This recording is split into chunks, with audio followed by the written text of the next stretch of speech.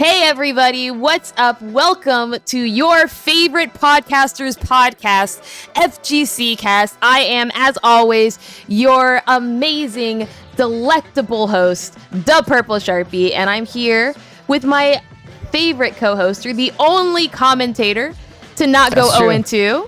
How are you doing today, YOHOSIE?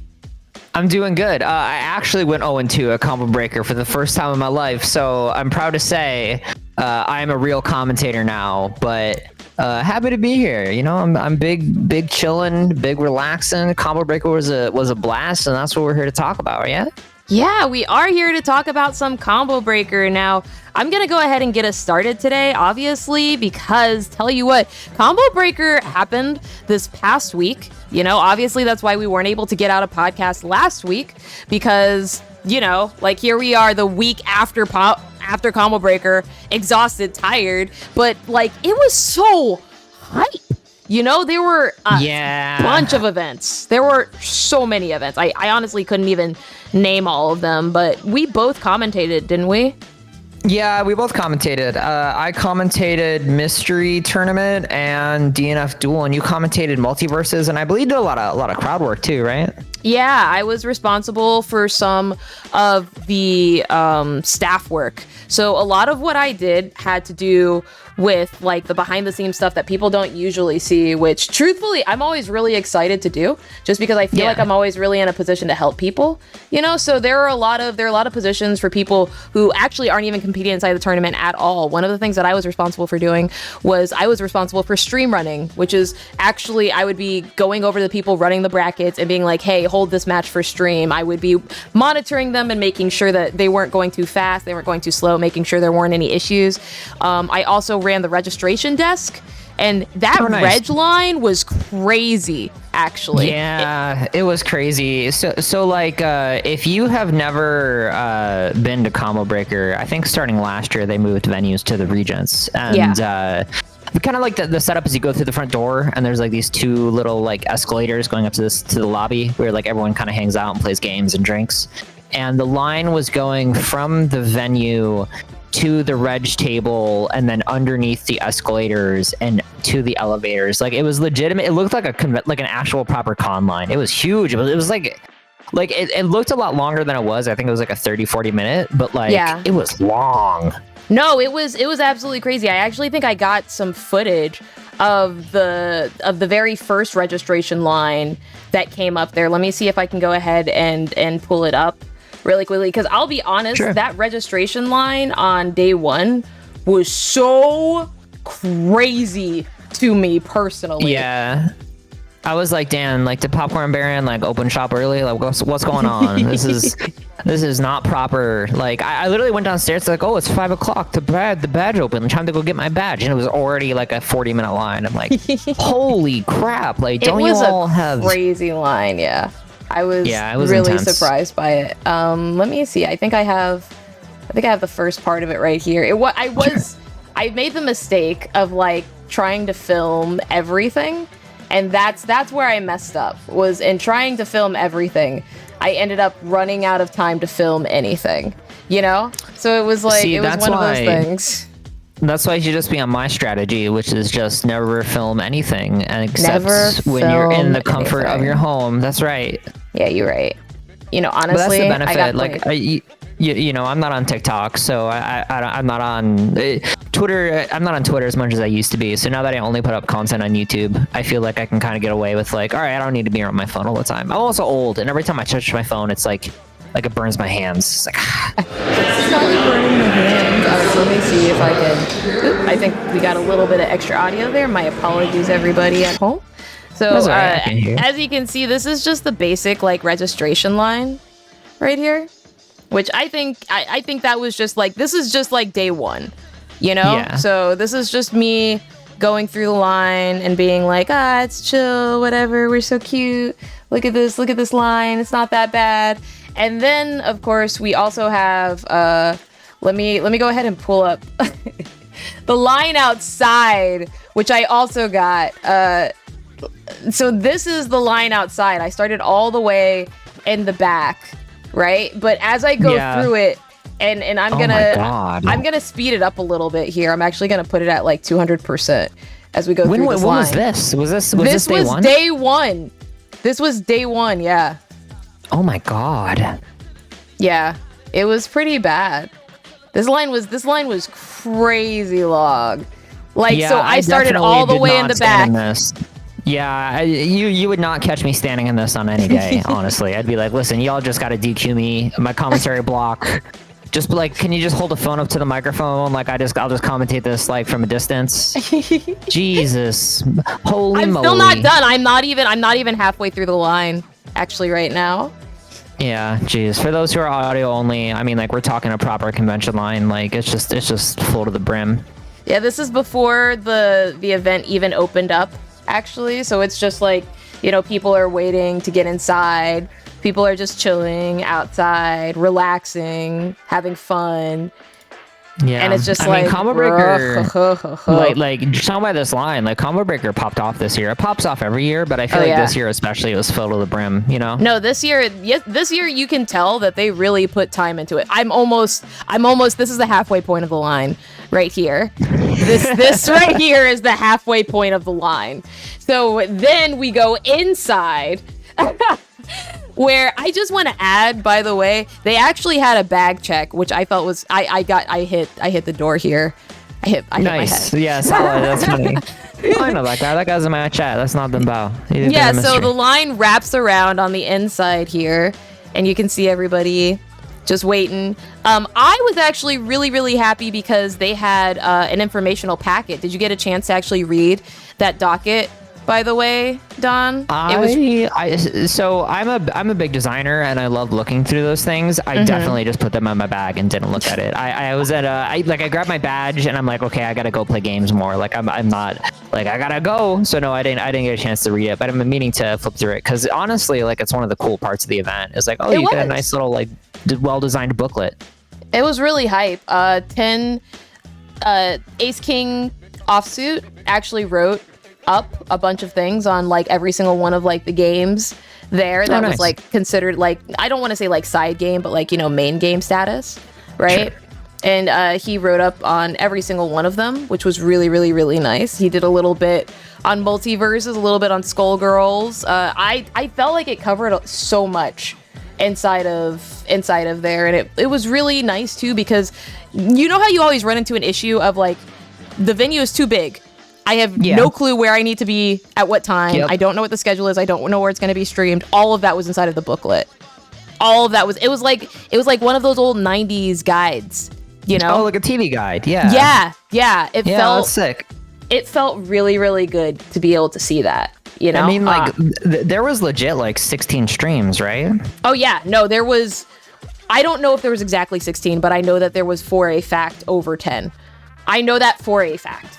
So it was just terrifying to me, the level of organization that this event had to take, you know? I wonder how much Rick paid for like Wi-Fi. Do you think it was like $30,000 for the weekend or something? Like, why don't we ask someone on Twitter prices? Because I'm pretty sure they probably tell us that it was like somewhere around $50. Yeah, that's crazy. Let's go to the Twitter thread. Let's go ask a Twitter user, Joe Schmo, how much they pay. Yo, how much you paid for Wi-Fi? Like, it was obviously free. Like, everyone knows you don't pay money for Wi-Fi. Like, I don't know why the venue fee is this much. Yeah, it's for. Oh my god, it's funny. I was actually talking about like how much a tournament like Combo Breaker costs to run, and they gave me a ballpark estimate of like, oh, you know, like 50K a day minimum. I'm like, oh, yeah, okay. That sounds about right. Yeah, that sounds super duper correct. Honestly. That's the worst thing about it is like I would never debate with that number. That sounds very correct to me.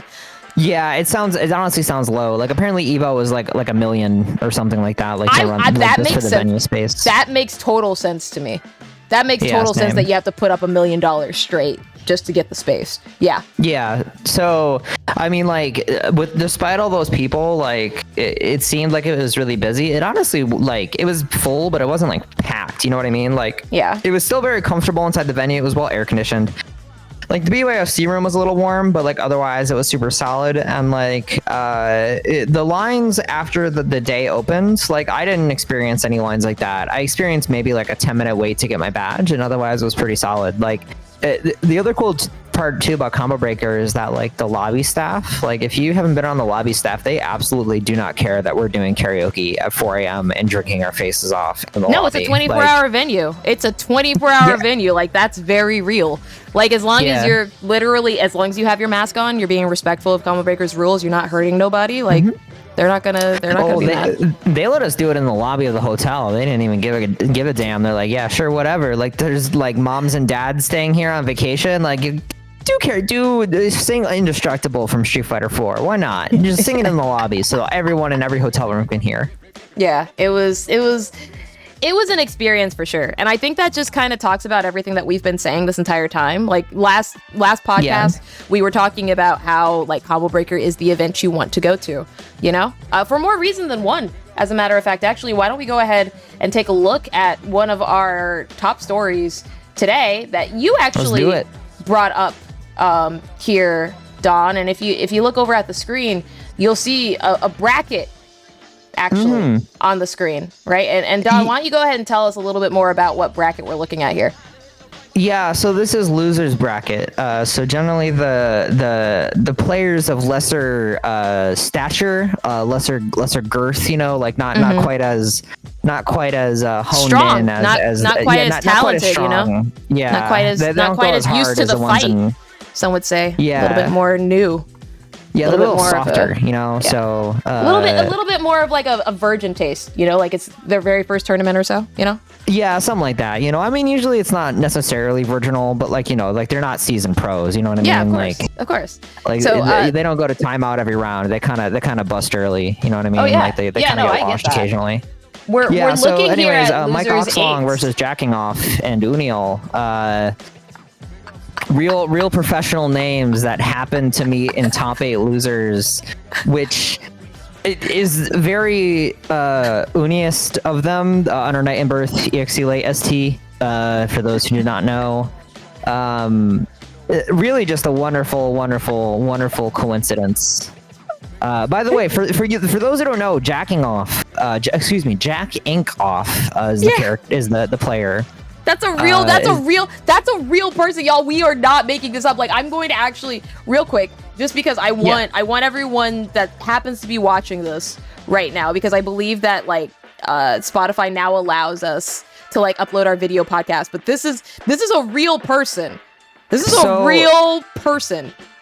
Not only is this a real person, do you know what this person's famous for? What? This person is famous for making the when the race war happens and I have to kill Tony Hawk tweet. This is do you know what I'm talking about, right? I do. Yeah, that person made that tweet, Silent Hooper.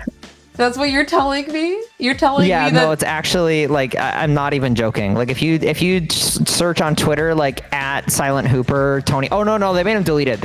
Twitter made him delete it. Oh, yeah, that sounds about right. It is him. If you type the Tony Hawk tweet, when I gotta kill Tony Hawk. We're doing this shit live, folks. I remember that tweet. Tweet. I wish I had known that it was going to be deleted though, because I definitely would have screen capped it. I'm sure someone else has a screen cap of it. Though. Oh yeah, I just sent you the screenshot over Discord. I mean, we might not be able to pull it up, but it is the same person. You can confirm the @ if you Google at home when the race war happening and I gotta kill Tony Hawk. That is now Jack Inkoff here in Uniest top 8, who I believe actually won the match. I think he got 4th. So that's just I appreciate the fighting game community so much. You know, so freaking much. I love us. Yeah, you'd be surprised how many memes like the fighting game community made. We made F to pay respects. That was us. Didn't we make PogChamp? We made PogChamp. We made Doorstuck. Doorstuck is from an FGC member. Debated, Salty. Yeah, all those. Like all of that's us. You know? Yeah. God bless the FGC. Now, Wombo Combo. Oh yeah, Wombo Combo. Yeah, honorable mention to the Smash community there.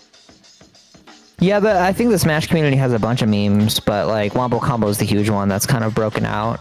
Yeah, I kind of sometimes resent the fact that like the Smash community has some of the more well-known aspects of like our memes, only just because like as someone who used to compete inside of Smash, it makes me like it makes me bitter, you know, like it makes me want to be like, bro, but traditional FGC has so much, you know. But imagine how many more times we've been on World Star. You know what I mean? Like, no, you're right. Who's you're really right. Winning? You're right. You're very correct.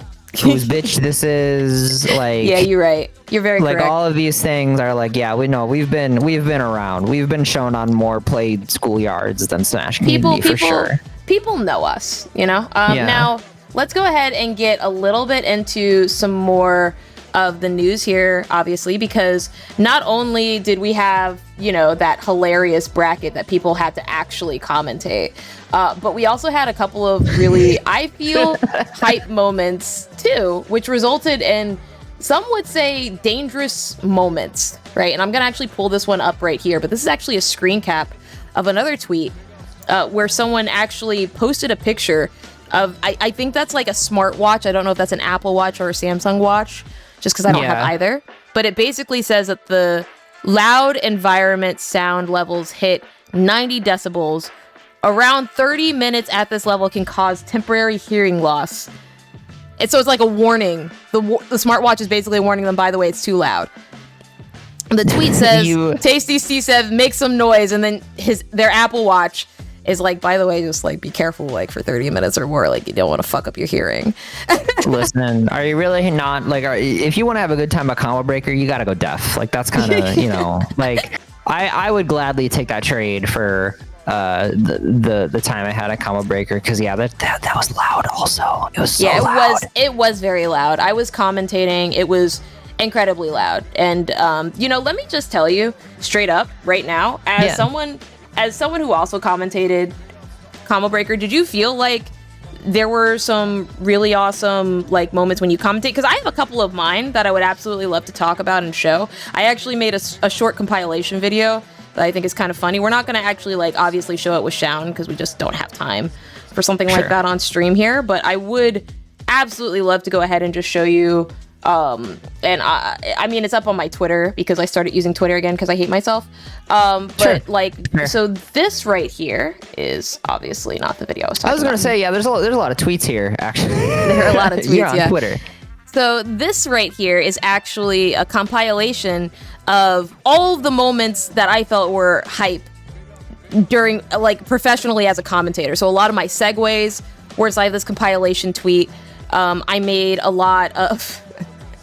saying that it's just a bunch of compilations of like my best segues, you know, I feel like that in and of itself is enough, and that should help you understand exactly why I'm so excited about it, because you know how hard it is to hit some of these segues. You're like a bunch of kids on a college campus that are rich in 2008. Nothing but segues. Those segues are hard as hell. Those segues are hard to hit, dude. Because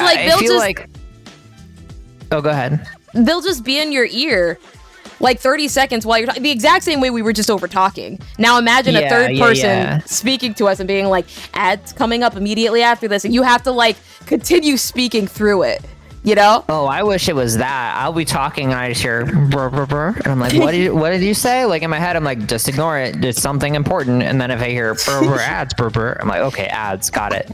Got those ads. No, I feel like if you were to ask me like what the hype moments of DNF Duel were, I wouldn't be able to tell you, because like when you commentate, right, like you're so focused on the situation in front of you and what's coming after that I honestly don't remember anything. It's like it feels like playing, actually, like in terms of like oh, I actually don't know what happened that match. Like I just talked my way through some shit and some things happened and I don't know, like what was the last match, who played who, I don't know what's happening.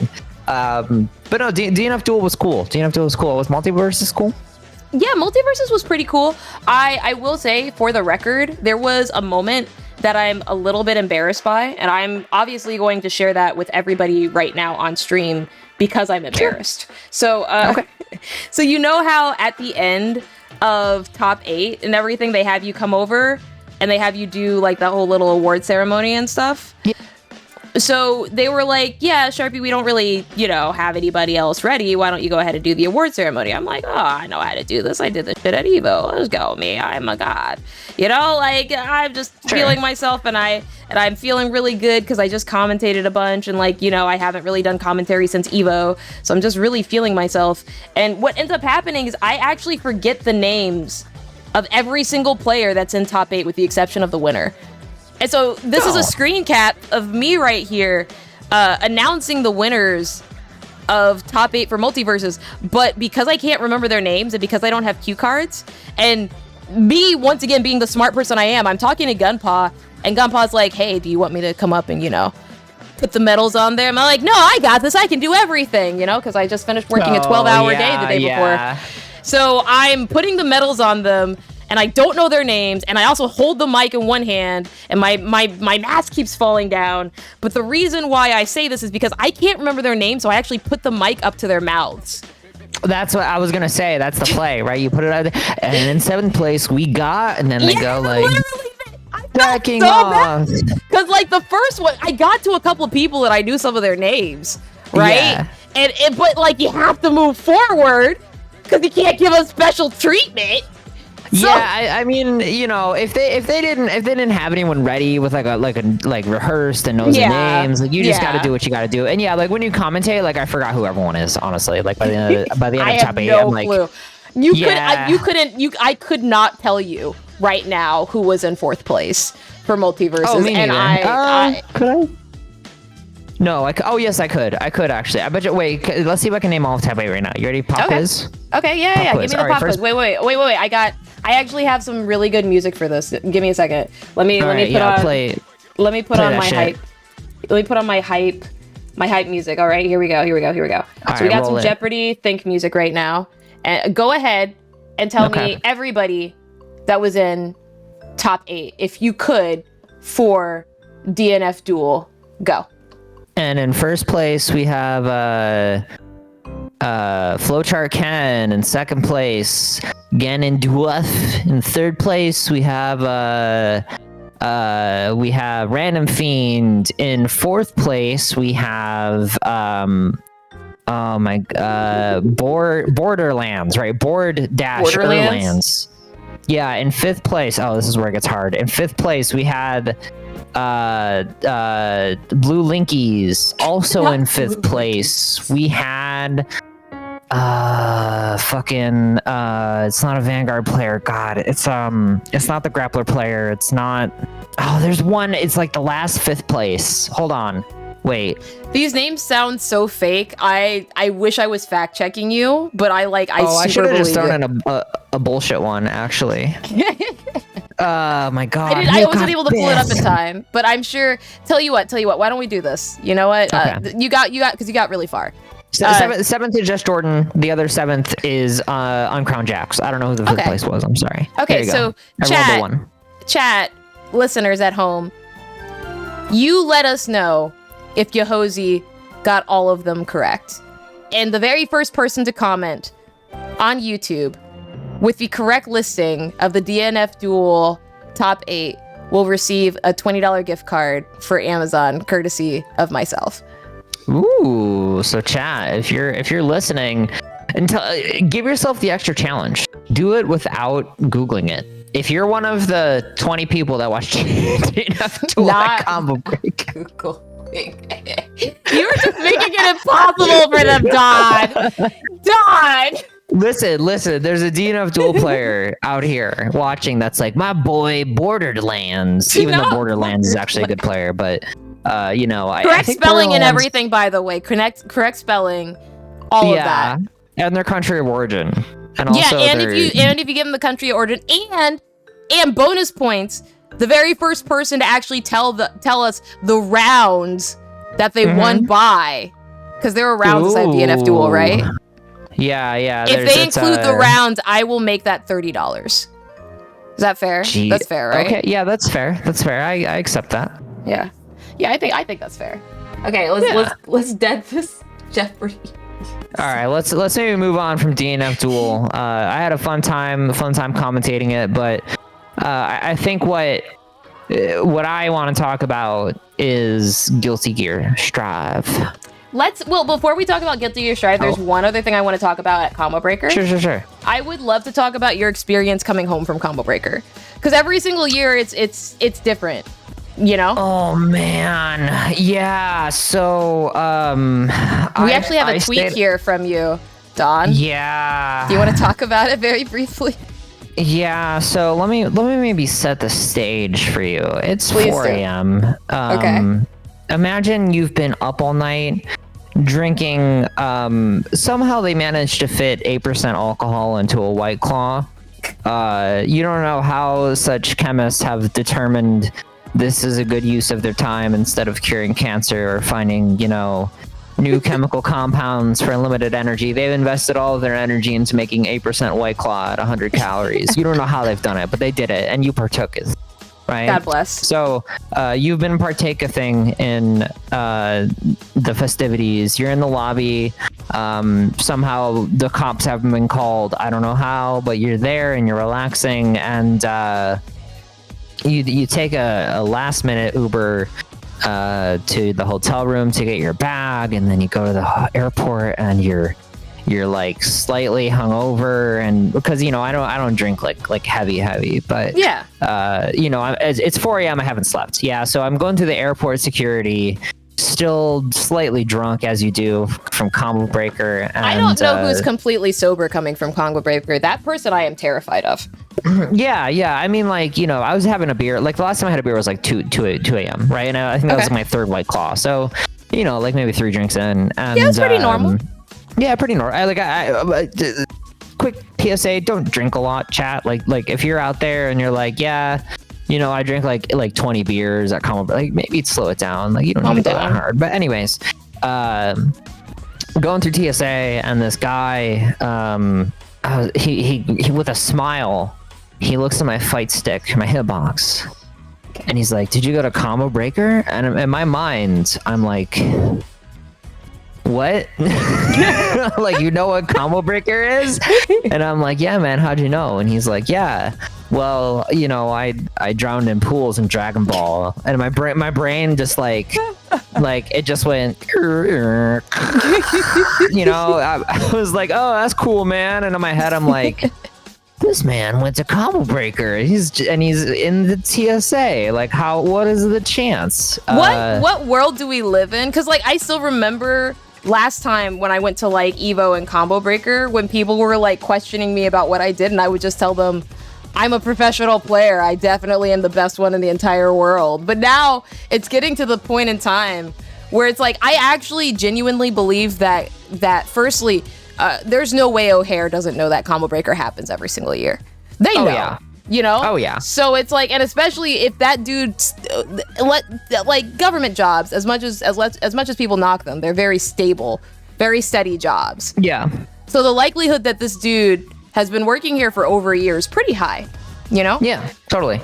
So he's probably been working here for very possibly 3, maybe 4 years, just my headcanon, right? Sure, and yeah. At some point he sees all these gamers coming through. He's going through TSA and he's like, why does everyone have fight sticks?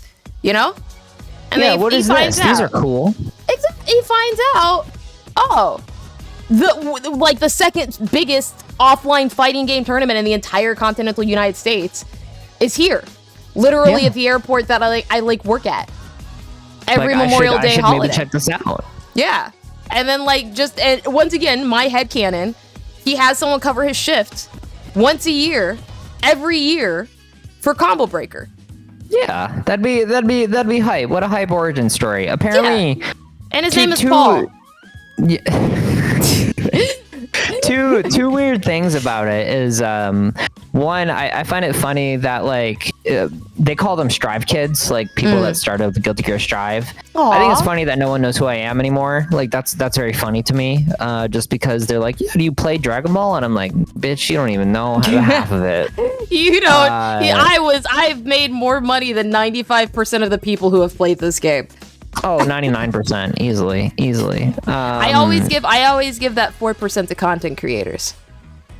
Oh, you know what? That's true. That's no, still 99%. Okay, I just want to let you know that I know for a fact that there is some Joe Schmo content creator who has 40,000 freaking subscribers on YouTube and has never been to an offline tournament before in his life, but has been streaming Dokkan Battle for like the past 4 years. And Bandai was like, you know what? Let's pay him $75,000 to promote our game.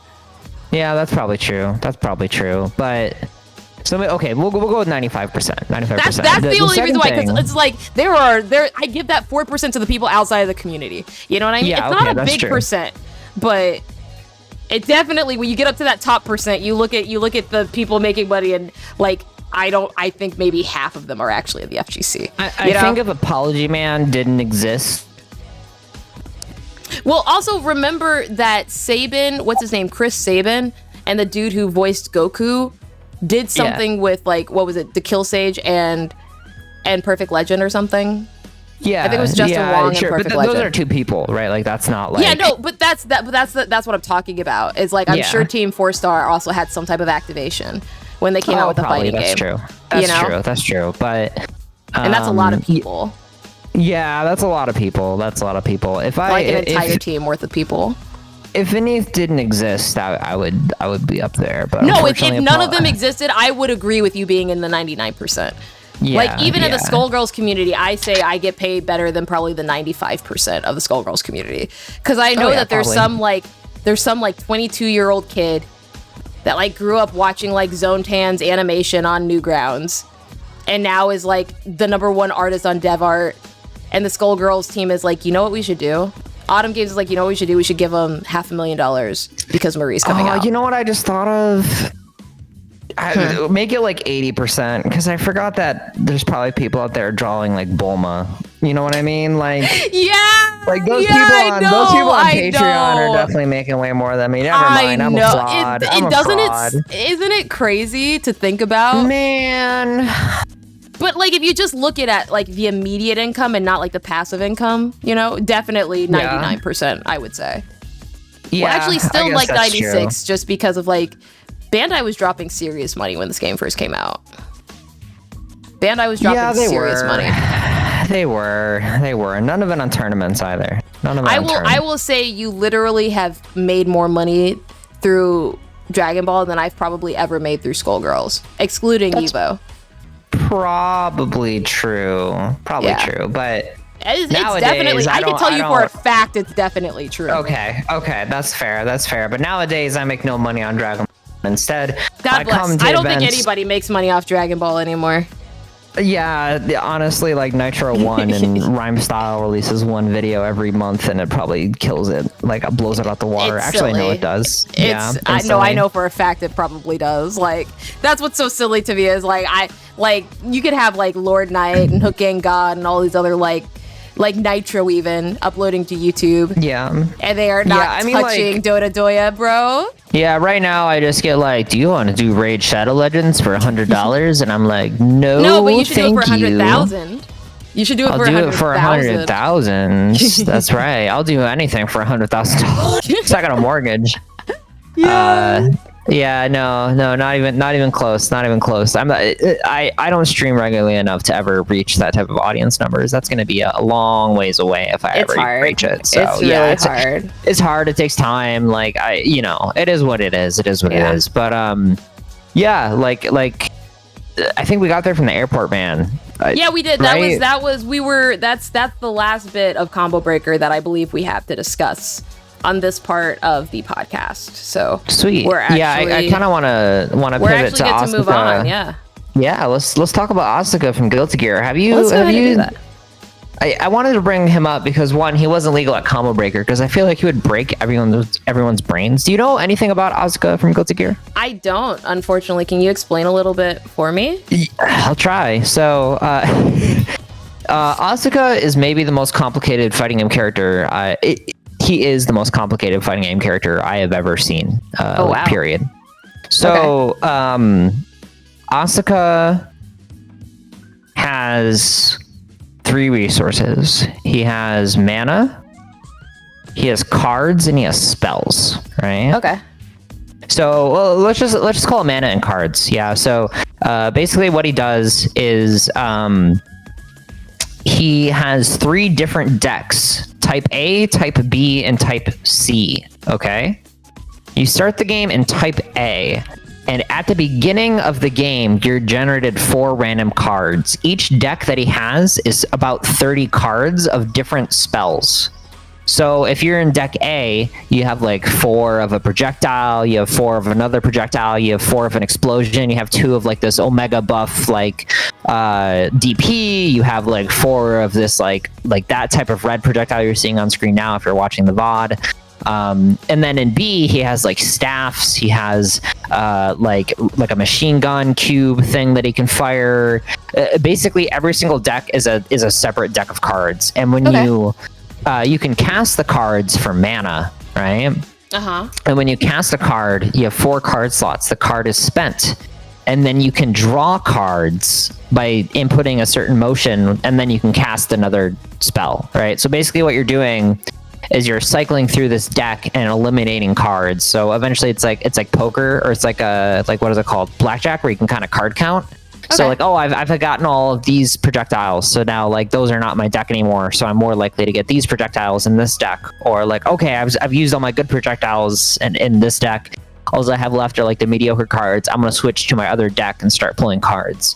In addition to all of this information, Asuka has mana, and each spell that you draw from one of your decks has a mana cost. So you have to manage your mana cost, and getting hit costs mana.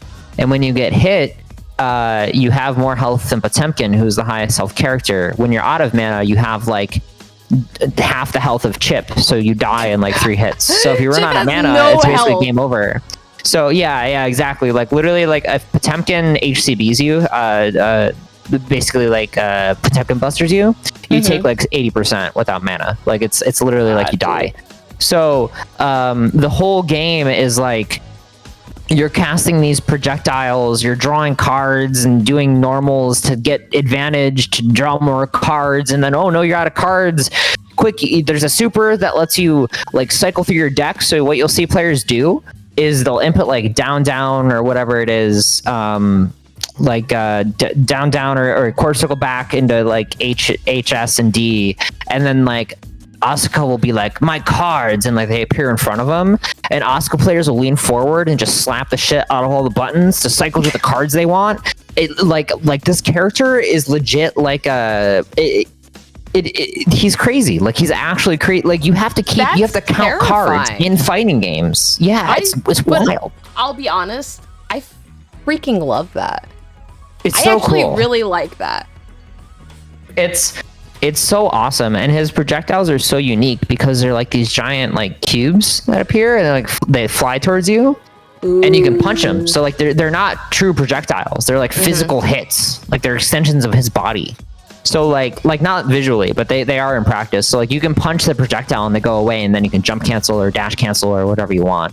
It also means that Potemkin can't flick them, which is just funny. So they're rest in peace to Potemkin. But it's really interesting, yeah. So let me ask you this, right? Sure. Because I ran the Guilty Gear Strive auction tournament at Combo Breaker.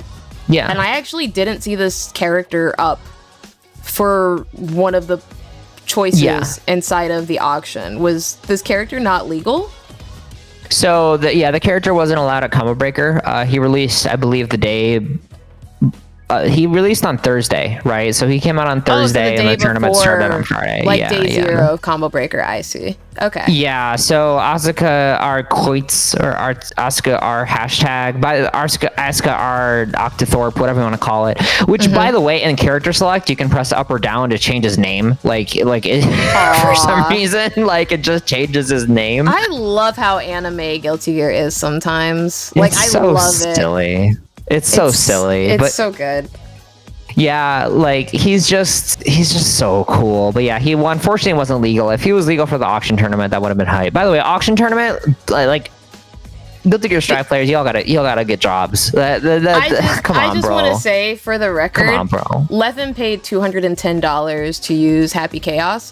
And also, I made a mistake because it was my very first time running an auction tournament. I was stream running it, right? Apparently, it's supposed to be a 1-1. The streamers told me it was supposed to be a 1-3. I didn't get back up in my room until like 2:00 in the morning. Well, that's fine. I feel like it was more a learning fun that experience. I made it really hype. Like, you can't tell me I'm not a hype man. I'm going to make sure it's hype. You know what I mean? Yeah. I got everybody hype for it. So I just wish that Strive players drop more money. $200 for your top end characters is, excuse me for my language, but it's some, it's crazy. No, honestly, Leffen's a Smash player. Yeah, but I mean, but Leffen, the only reason he paid that much is because other people jacked up the price. You know what I mean? Like someone got Batman for $5. Like, who? I think he got like in a bidding war, honestly, with Razzo. I think Razzo was the other person bidding. I think they were doing that for fun. I met her for the very first time, and I was like so hype. Yeah, Razzo's cool. She's great. Razzo's cool. I like Zondo and Chrome. They had Zondo who got second, and Strive and Chrome, who's Apology Man's editor. They apparently pooled their money, and they were willing to go up to like $400 for Faust just to mess with Beneath. That's crazy. Yeah, but then he wasn't pulled, so rest in peace. Yeah. Man, Combo Breaker was fun. I think what was it? Hotashi paid like I think $180 or something like that for one character. I don't remember who it was. I think it was for Bridget, probably. Oh yeah, it was for Bridget. Yeah. That sounds Bridget right. was really nice. Actually, it's crazy because it got to be like around 11 or midnight or so, and I was like so tired because I had been up since like I think 3 a.m. the day before, and so I was already really tired, but I was still hoping that Hotashi ran it all the way back. Yeah, even though he was like 2 under. Yeah, I imagine. I know Leffen won, but I don't know who got second. Honestly, I wasn't watching at that point. I forget what I was doing after that, but I think I went back to the hotel room at some point. I'm so fucking jealous of you. Speaking of running it back, by the way, why don't we go ahead and talk about the only part of Combo Breaker that we haven't talked about, that we are required to talk about by law before we end this podcast. Yeah, and that's the podcast event soundtrack. Not the podcast, I'm sorry. The Combo Breaker 2023 event soundtrack, which was actually ridiculously hype. If you were even close to watching the remnants of Combo Breaker this past weekend, you definitely heard the songs in this. Oh yeah, like there was no question you heard it. I was like, when I was on commentary, I was literally like jamming to the music. I'm like, wow, like this shit actually hits us here. Like, what's going on? What's happening? The music's always good, right? The music's always good, but it was especially good this time. Good. It wasn't like old years where I feel like before it was like Street Fighter 6. It's so cool. I love Street Fighter. It was very like it had like a really cool like chill. There was ebbs and flows, right? Like I think everything was custom soundtrack, correct? Like it was not just all of this was made beforehand, and the song that you probably heard in the trailer, which we also showcased last week, was the song "Fresh to Death." It was actually produced by AlexV, who also, I believe, produced some of the songs for Evo back in 2015, not 2021, but 2018 with Omega Spark. And Zayd Tabani, who actually was featured on the Evolution themes the previous year. So it's the work of quite a few people. You also have Johnny Fraze on it. I believe he also produced some of you hear some of the record scratching. I believe that's him. And most importantly, Nikki Iovine. Nikki Iovine, I'm sorry. And people may recognize him for being a Killer Instinct player, one of the best inside of the world, actually. I believe he consistently gets topping. Yep, that's Nikki. Nikki, Connecticut. Yeah, he was my teammate back on good old BDG. Yeah, Nikki's great. Yeah. Content creator extraordinaire, posts on YouTube, working on TikTok, partnered on Twitch. He plays the guitar on the song that you're currently listening to, which is Nikki. Good shit to Nikki. Yeah, cool. So Rick, I really he did his work here. I talked to him briefly, but I think the song that Rick said he's the most proud of all of these is actually, I think, Haven, which includes, I believe, and I may be misquoting here, but it actually includes a Chicago artist. So it's really super duper true. Yeah, I believe this is the Chicago artist right here, Cut Rate. So it really goes back into the whole roots of Rick just really wanting to like make something that personifies the melding of metal and rap and hip hop, while also still keeping it local and making sure that it stays on its roots, you know? Yeah, I was really shocked. I think like to me the thing that was most impressive was like, yes, there's the rap soundtrack, right? Like that's pretty at this point it's been done before. It's cool. But like what I thought was really impressive to me was, one, the rap was good, which it usually is, right? Like Zayd does most of the rap for the FGC that you hear on streams. Zayd writes for almost everything. Like he wrote my theme song, and I am so happy he wrote my theme song, and I still feel like I should have paid him more to write my theme song. It's all like really good, right? Mm-hmm. But the thing that impressed me most wasn't just a rap. It also was like the background, like the kind of ambiance music, you know what I mean? Like just like the chill music. Because normally for most majors, when you hear that stuff, it's pulled from like Epidemic Sound or some sound library, right? Or they pay like $10 for the usage rights. In this case, they actually had it made, which is really, really, really impressive. And like, oh, I agree. The level of detail put into Combo Breaker is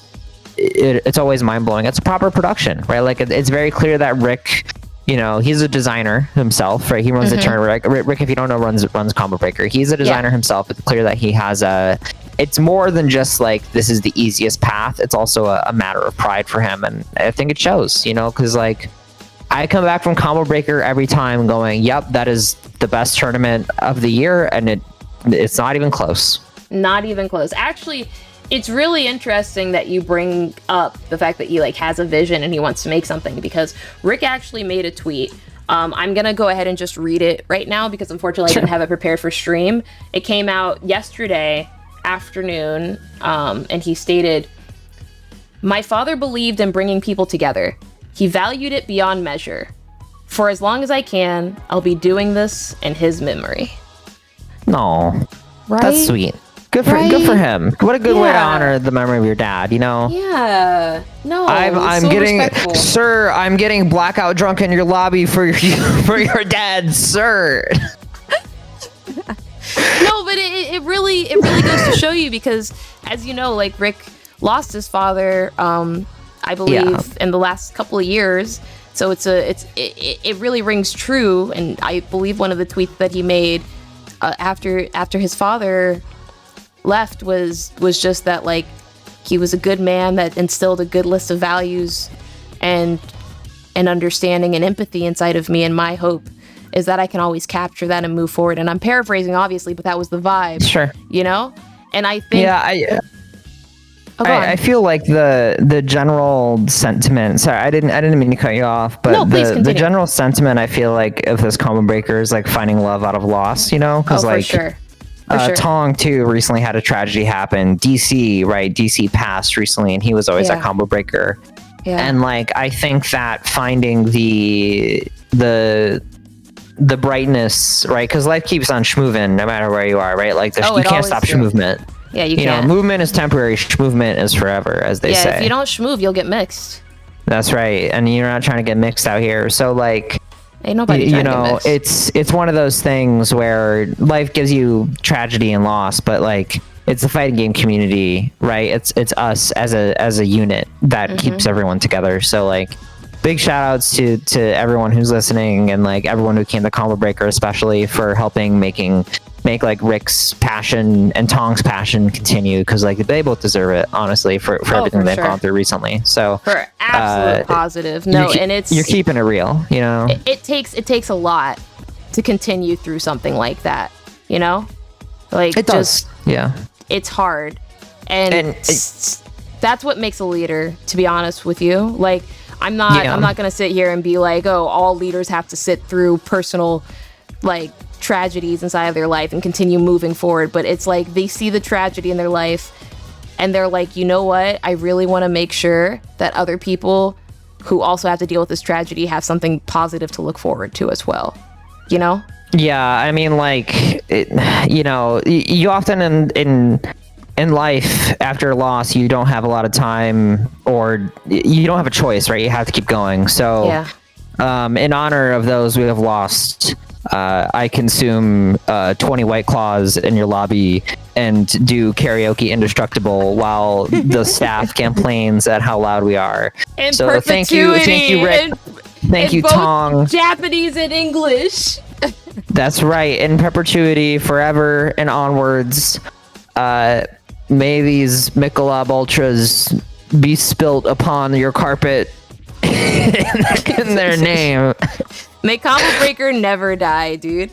May Combo Breaker live forever. Yeah, may I be asleep face forward on a carpet as two men play King of Fighters 98 behind me. And money match for Marlboro menthol lights. God bless and Godspeed. Yo, you love to see it. You're a fucking beast, Don. Okay. Oh well, that brings us to the end of our podcast, y'all. Thank you so much for listening. Like I said, this is the 5th episode of the FG Cast. You guys have probably, if you're watching on YouTube, you're probably seeing some of the amazing changes that we've made since the very first episode. If you're listening on Spotify, just as a reminder, we have been uploading the video version of these podcasts to Spotify. So if you have the ability to watch the video, you can also watch that on Spotify as well. And if you're listening on Apple Podcasts, start watching on YouTube. I don't know. I don't know what to tell you. Check us out on youtube.com/ whatever we are. We don't have a tag right now because we have sub 1,000 subscribers, but we have been working on, like, obviously updating all of our stuff, you know, and we are on an actual distribution schedule now, which is nice. We are. It's a low effort recording, high effort production, always, you know. Yes, that's right. Well, you know, check us out. Check us out on the next podcast. You know, we're going to be talking about Street Fighter 6 because that releases as of this recording tomorrow. So we'll have a lot to talk about there. Also, my voice will not be quite as dead. Both me and Sharpie, you know, we did commentary like 12 hours a day, so we're a little tired, but we'll be rested, recovered, and talking smack about Street Fighter 6. So check out my DJ, and I believe you're playing Kimberly, yeah? Yeah, no. I actually, just a quick little heads up here. I'm actually do want to announce something. Ooh. I am officially at 30 subscribers on TikTok. I set a goal, just a stupid little goal, but like it's a goal of 200 subscribers by the end of this year, by the end of 2023. It's just a personal goal, right? Now, if for whatever reason I get up to 60 subscribers on TikTok during me actively playing and consuming Street Fighter 6, I will be playing Lily. I will not be happy, but I will be playing Lily. So that's just a little. I'll play Lily for free. Oh my god! I'll play Lily for free right now. Okay, Don. You got me. you go ahead and enjoy that grappler. I will never though. But hey, everybody, thank you so much for listening to FG Cast. We can be found every single Tuesday. Distribution schedule comes out at 10 a.m. Eastern. That's 7 a.m. Pacific for you early birds out there on the wrong coast. Thank you so much for supporting us. And hey, Don, any final thoughts? If you're on the wrong coast, that's cool in my book. Better be on the wrong coast than easy coast. Am I right? Am I right? It's off. Am I right? Easy coast loses to grapplers. Okay, best coast, West Coast. Best coast, West Coast. Not best coast, West Coast. Best coast, West Coast. Easy coast, free. See you guys offline.